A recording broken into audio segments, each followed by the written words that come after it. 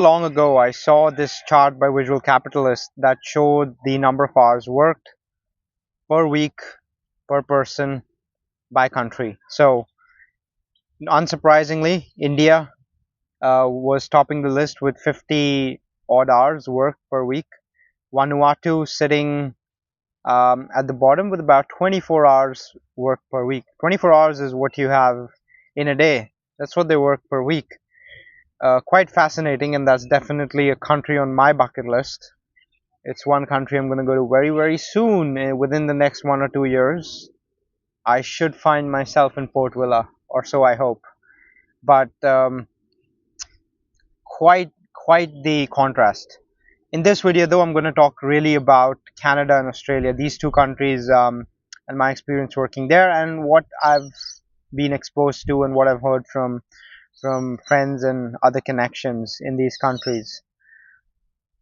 One thing I gotta say, regardless of whether you're in Canada, in Australia, or in India, or really any part of the world, if you're working for some American multinational, if you're working for the big four, for perhaps a big tech company in some cases, not all, or if you're working for another American giant, then generally speaking, the work culture is going to be toxic. It's going to be very demanding. It's going to be very overbearing.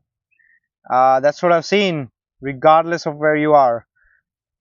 But that's specific to American companies. They just come with that culture. It's all about proving your mettle. It's all about being competitive. It's all about grinding and grinding and grinding. And for some people, they thrive in that environment. But I think there are also many people who have recognized the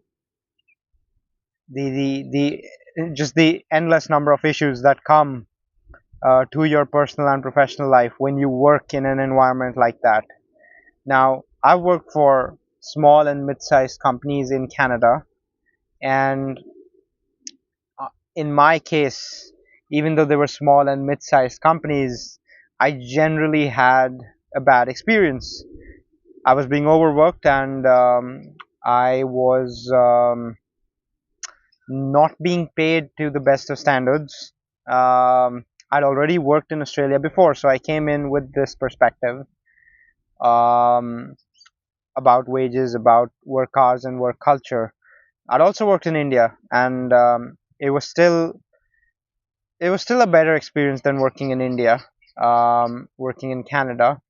But being an immigrant has its own challenges, so there was a lot of other things to deal with as an immigrant.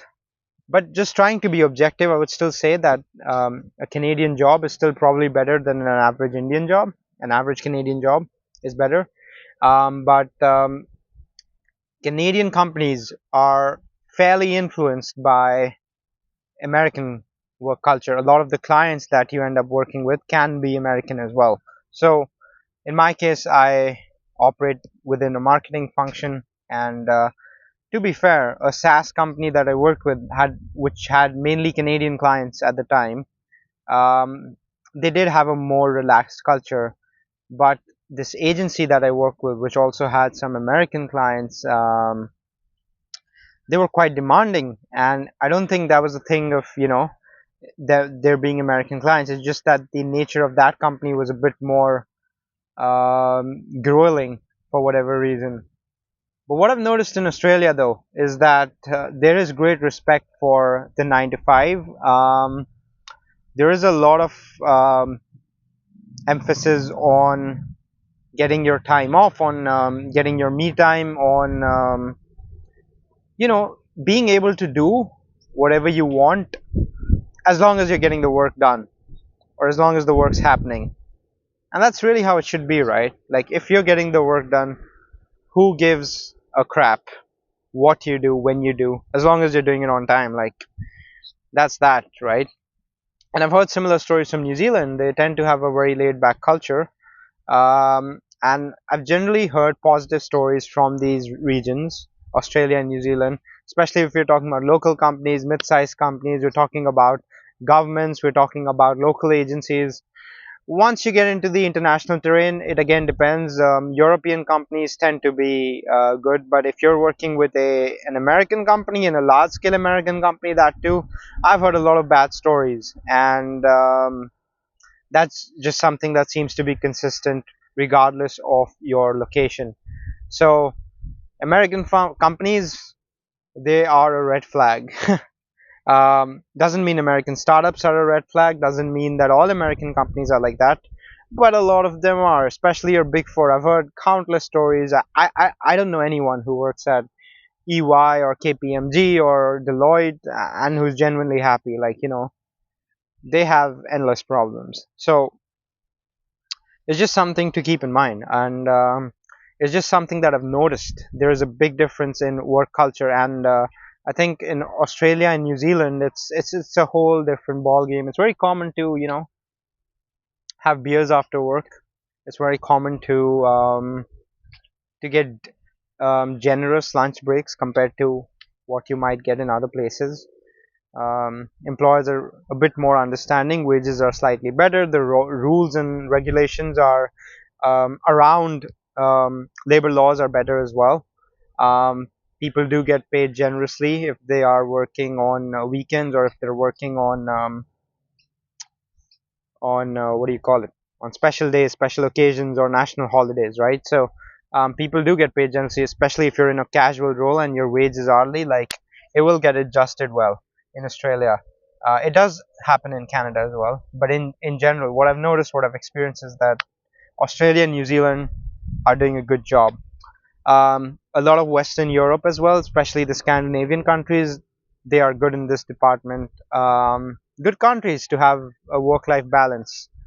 But you think of North America, and especially the United States, ish, not so much, not so much. But ultimately, I think it really comes down to the specific company you're working for. So you can end up in a situation where you have an amazing employer in India, which is the most overworked country in the world. You can have an amazing employer in a country like the Philippines, which is also overworked, or even in Japan, which is now moving to a 4-day work week. They're implementing it. Um, a country which has been known for overworking its people is now moving in that direction. Um, so it's interesting to see all these differences. But I do think that some people tend to put a lot of weight on company names, and especially some of these multinational American corporations. So I think that's something I just wanted to point out, and it's something you see a bit more of in terms of influence on Canada, especially the metropolitan cities, especially Toronto, but also Calgary, which is emerging as a hub, Vancouver, other places, Halifax.